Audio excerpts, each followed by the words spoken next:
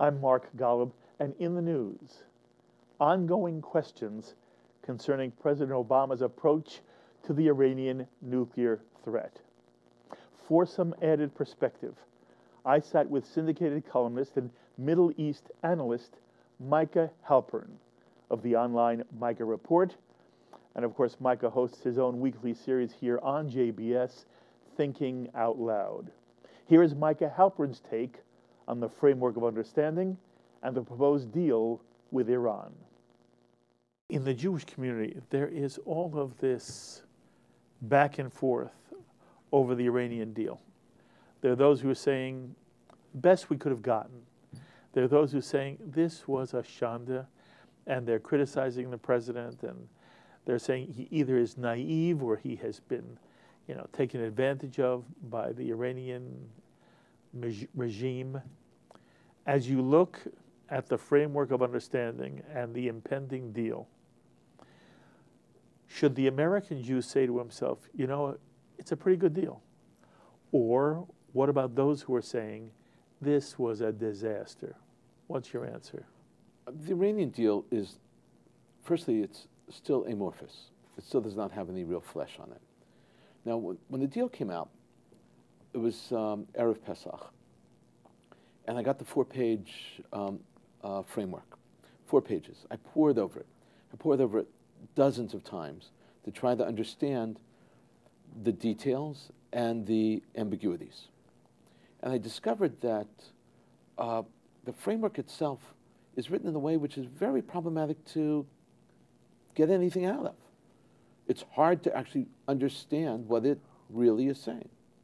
Then the EU came out with their announcement, which was 18 sentences long, much shorter than the 4-page framework agreement. Those 18 sentences, which is approximately a paragraph and a half, as stated, very clearly explained that the essence of the agreement is we're going to continue talking until June 30th. And that's it. And that seems to be what the agreement was. Now, when you listen to what the Iranians are saying, and this is what's a little freaky, downright scary actually, is that the Iranian leadership seems to be more reliable than the American leadership on what's in the agreement. Because the Iranian leadership says, we did not agree to inspections, and we did not agree to anything other than a lifting of sanctions.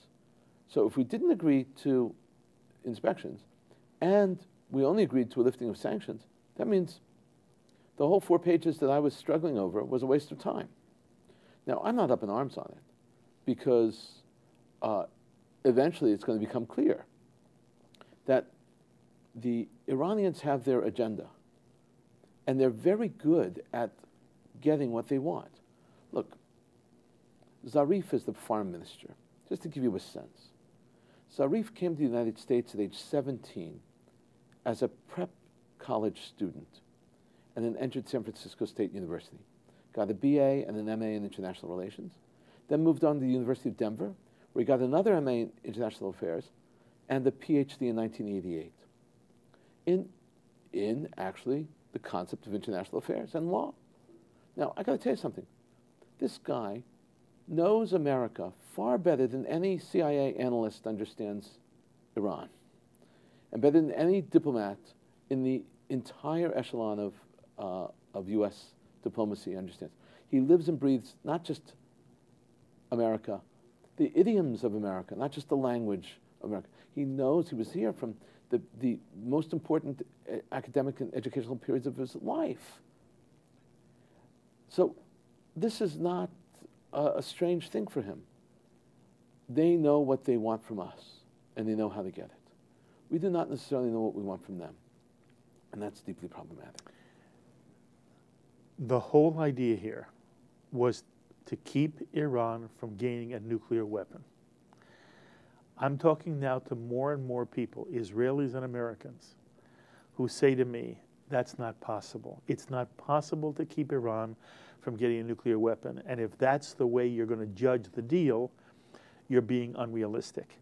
And that ultimately the best we can do is to delay the process. And they argue that the way in which the Obama administration is describing either the framework or the impending deal, is the best way to, in fact, win a delay. To what extent do you buy that analysis? Well, there are two things, the analysis that are important. First, I'm going to quote Zarif again in the New York Times op-ed, where, imagine that, the foreign minister of Iran writes an op-ed in the New York Times explaining Iran's point of view, in which he says, this is what we want, and this is what we agreed on. You should know that our nuclear objectives and agenda are not to create a weapon. That's not what it's about. So it's about technology for them, and it's about information. Why is that relevant, Micah? Do you believe him? Well, the whole purpose of it being in the New York Times is to soften. It was a propaganda tool in the first place. I don't understand what the relevance is. I'm asking you, do you believe it's still possible No. to stop Iran from getting a nuclear weapon? The Israelis have what's called a knockdown punch, not a knockout punch. So they can only delay through military strike. Through diplomatic strike, which is what the people supporting the administration's point of view say diplomatically, this is the best way to put on hold or at least retard their delay, retard their sprint to a nuclear weapon, is I think fallacious. Why is it fallacious? Why is it wrong? It's wrong because the Iranians have no intention of the way in which I read their decisions, no intentions of actually living up to their side of the deal. They never have. And if they haven't, then you can't actually sign an agreement with them to assume that they will, especially one that doesn't allow for inspections. They haven't allowed for inspections up until now. Why should they allow them after we sign with them again? Now, does that mean that the president is wrong? No. It means that he is naive, as are most of the people who actually think that you could sign an agreement with the Iranians and actually get what you want out of it. It's as simple as that.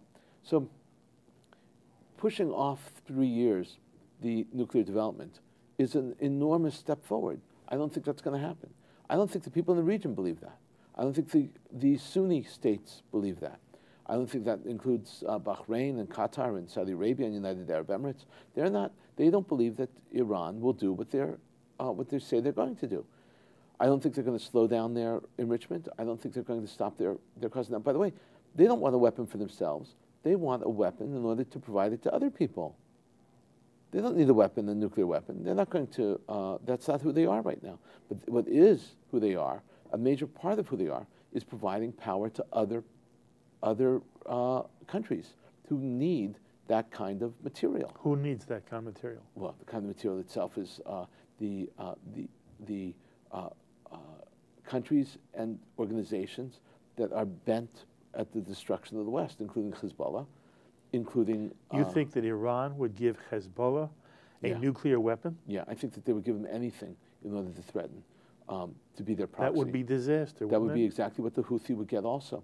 Why do you think the United States sent their Navy in order to stop weapons going to Yemen? Because Iran is providing weapons to the Houthi in order to fight there.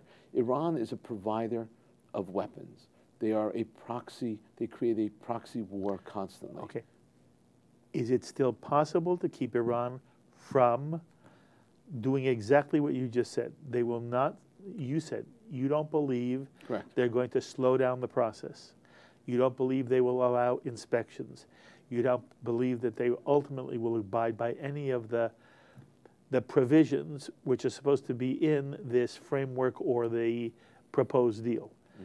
If that's true, and you say the president is naive, I find it so hard to believe that this is as clear as it is to you, and that it's not clear to anybody in the administration. Why not? He can conclude his conclusion based on what he sees.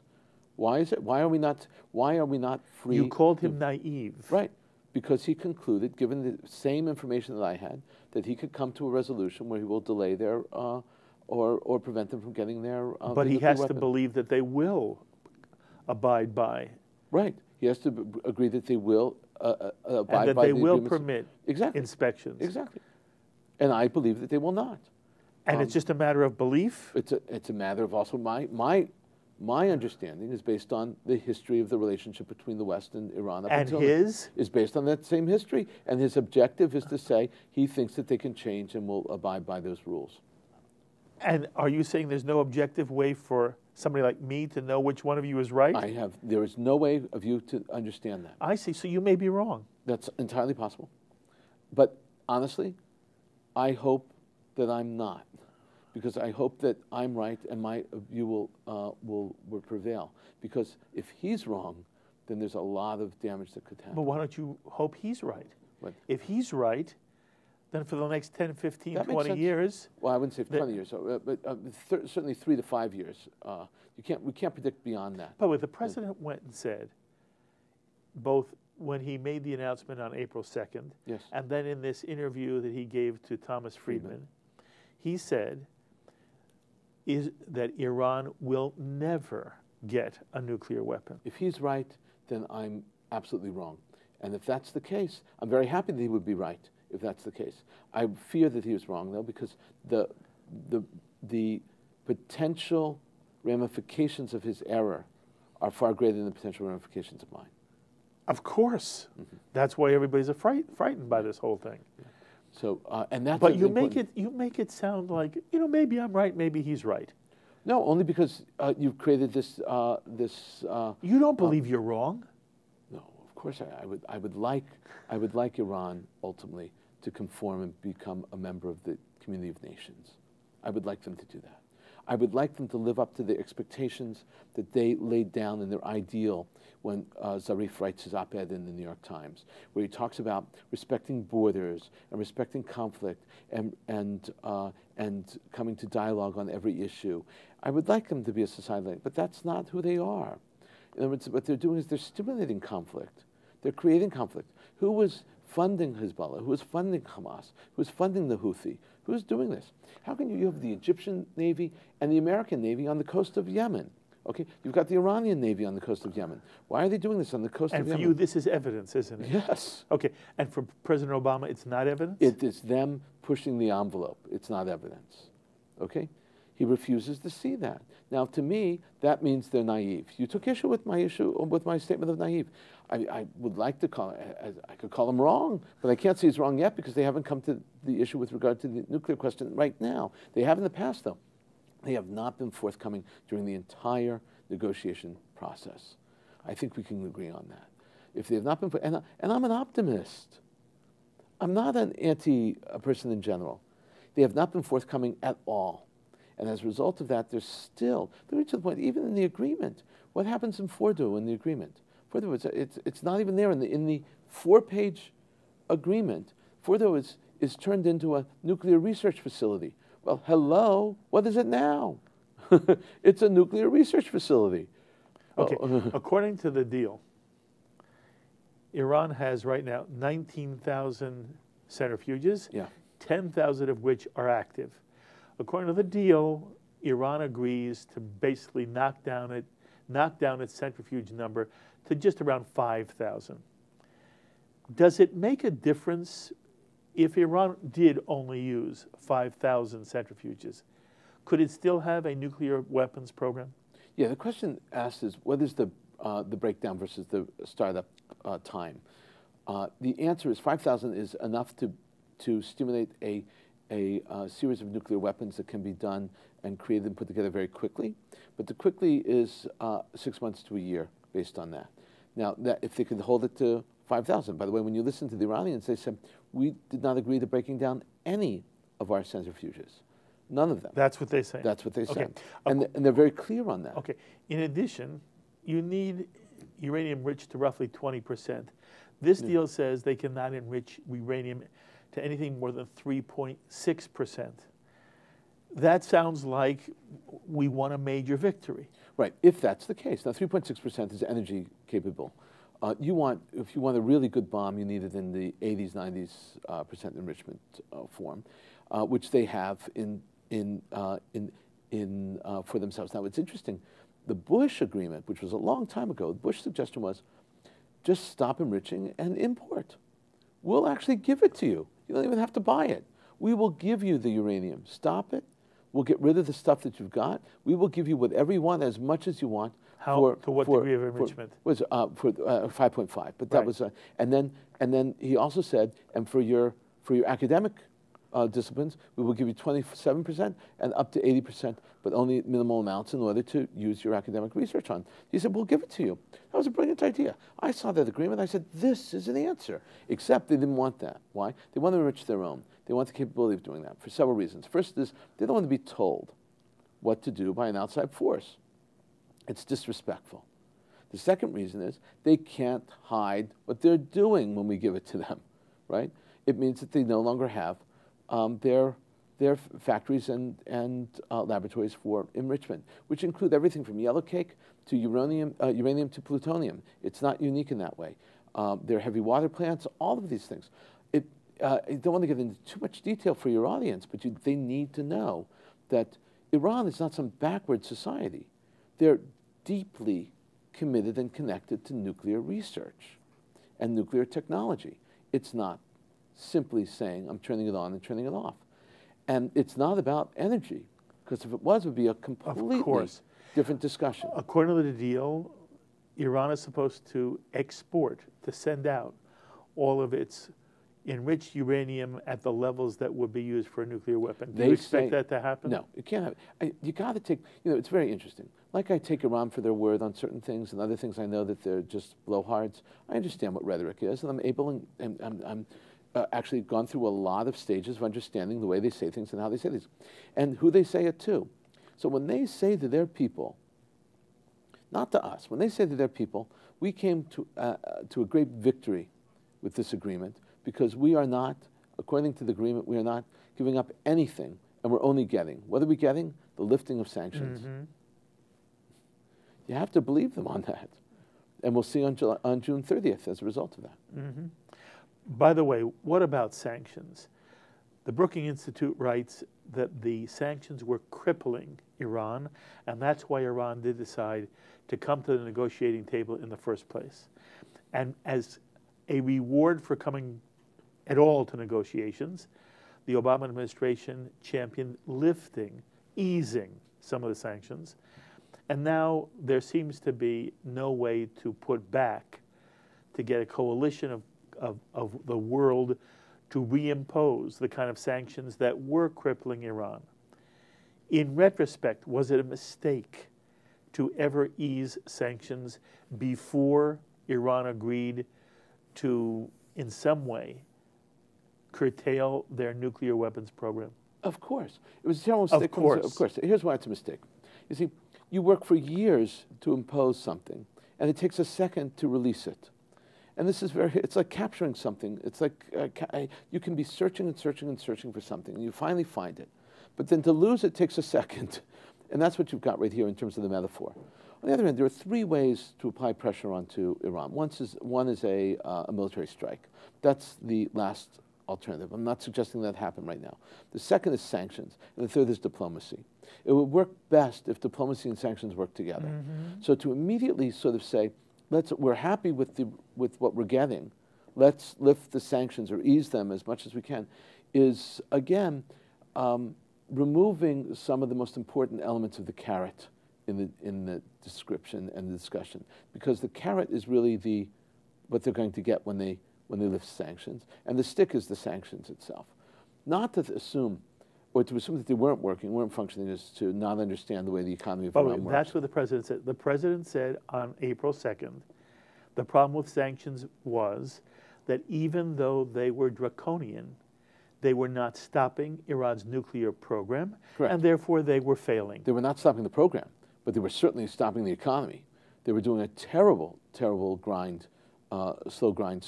From your perspective, the president is wrong in his analysis. On the economic side, the fact that they continued to spend money that they didn't have on nuclear development is a different story. That's a decision-making story. The president said the sanctions weren't working. To stop their and therefore there was no point in keeping them.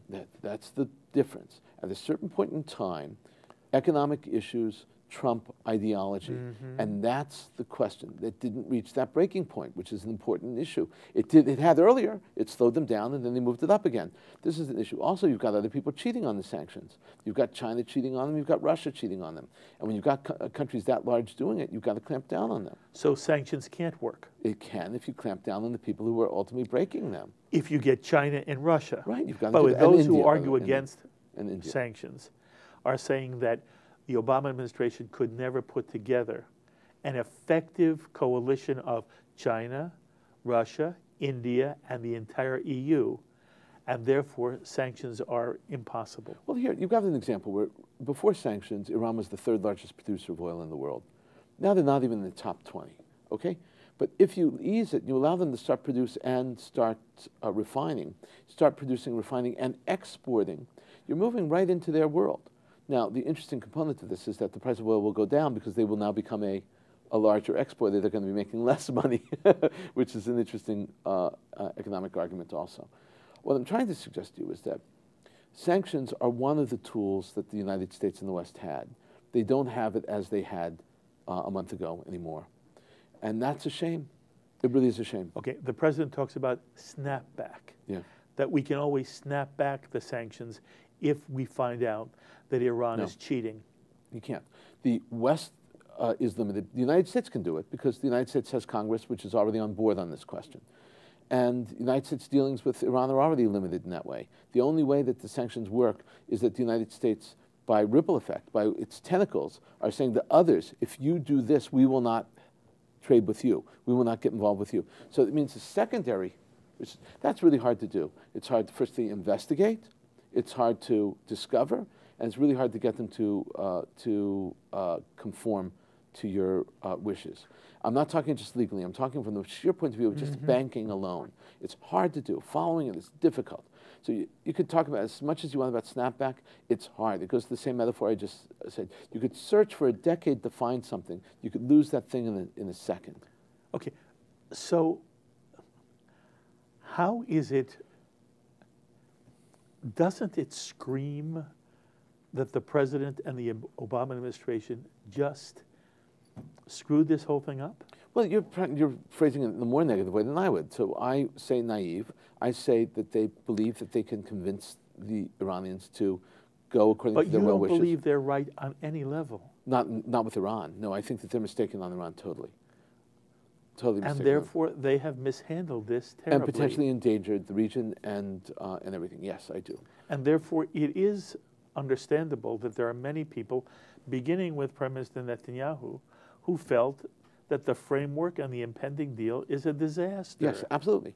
Absolutely. And I'm phrasing it in a more positive way because that's the way I phrase my discussions in general. Okay. I think he's not just naive, I think he's mistaken, and I think that the mistakes are potentially dangerous, very dangerous for Israel, for the region, and for the United States also. The president sits with Thomas Friedman for this well-known interview. Yes. And he says at one point, if anything that I have done, or anything as a result of anything I have done, makes Israel more vulnerable, I will consider it a personal failure. Yeah, it's laughable. And that they have Israel's back, he has Israel's back, and that he will jump to the defense of Israel. It's laughable for a lot of different reasons. The first and primary reason is Israel cannot subcontract their defense to the United States. It's wrong. I wrote a major essay on this from the New York Observer. The reality is Israel will not, from the time of Ben-Gurion, Israel has said, and it is the principle of Israel's defense, it cannot and will not rely on anyone for its defense other than itself. This is very important. So him saying it is laughable. It's ludicrous from the point of view because Israel cannot accept his gift. They have to say, I'm sorry. We could talk about things. We could coordinate together. We could do all kinds of things. But in the end, we cannot say that you're defending us. You cannot say you're defending us. We will not allow you to defend us, and we will not ask your permission to defend ourselves. Okay, that was not his point, though. His point was, it is inconceivable for me, President Obama, to feel that I have done anything that makes Israel more vulnerable. Saying that to Thomas Friedman is a way of saying, the deal that I believe I've made with Iran will not put Israel now or in the future in any more of a vulnerable position. Right. And my question for you is, whether it's laughable that he says it or not, do you think he means it? Oh, of course he means it. He's totally sincere about his love for Israel. Totally sincere. But the problem is with sincerity is that it doesn't necessarily make you right. Right? It could still make you deluded. And in this particular case, he's wrong and deluded. Israel cannot afford to have its defense or be comforted by Obama's notion that says he believes that he's doing the right thing, because that's not what's going to keep them safe. And that's very important to realize. Israel needs it, and it's not just me, it's across the board. By the way, if the Labour Party had won the coalition and created the coalition and won the election last month, we would be having the exact same conversation. They are no less comfortable with these expressions than the Netanyahu leadership is. And not to understand that is not to understand Israel. There are few things in Israel that unites every Israeli, and I'm talking 98% of Israelis. And one of them is the threat of Iran. Now, so saying to Israel, I don't think I'm jeopardizing you, is the same thing as Putin saying to Netanyahu, oh, you know, we're giving over this S-300 rockets, but don't worry, it won't endanger you. Well, that's not very comforting. And believe me, it's not going to stop Israel from creating a plan to try to defend themselves against this. What it means, though, is how much is Israel going to ultimately rely on America for their needs with regard to this defense. It's pretty sad, because Israel is now, China is now trying to make a play in the region, and Israel is actually beginning to listen to China a little bit on that level. Saudi Arabia already is. There's no question about that. It's a big deal. The global relationships are changing and shifting, aren't they? Yeah. And a lot of it has to do with the attitude that the United States has towards the region and towards their role in the region. And part of their role that they see is to remove themselves. Now, you can't be removing yourself from the region and then promise someone security at the same time. Because what security are you going to promise them? You can't say, we're doing less. We want the people to take care of themselves. And then you're going to say, we've got your back. Israel doesn't believe that. And that's scary, because that's the reason why part of the element which is so frightening is when I said that it might actually be that we're hearing more truth out of the Iranians about this deal than we were out of the State Department and out of the White House. Micah Halpern, thank you for your analysis. It's always wonderful to hear your thoughts. Pleasure. The thoughts of syndicated columnist and Middle East analyst Micah Halpern, host of Thinking Out Loud, seen here on JBS. And of course, it's interesting to hear Micah talk about the very different ways in which the Obama administration and the Iranian leadership describe the deal. And person after person we speak with all seem to feel that there is now no way the West can prevent Iran from developing nuclear weapons. My thanks to our director, Sloan Copeland, production coordinator, Serge Goldberg, to JBS Associate Director, Dara Golub, and to the producer of this edition of In the News, Carol Lilienthal. Until the next time, I'm Mark Golub. Be well, my friends.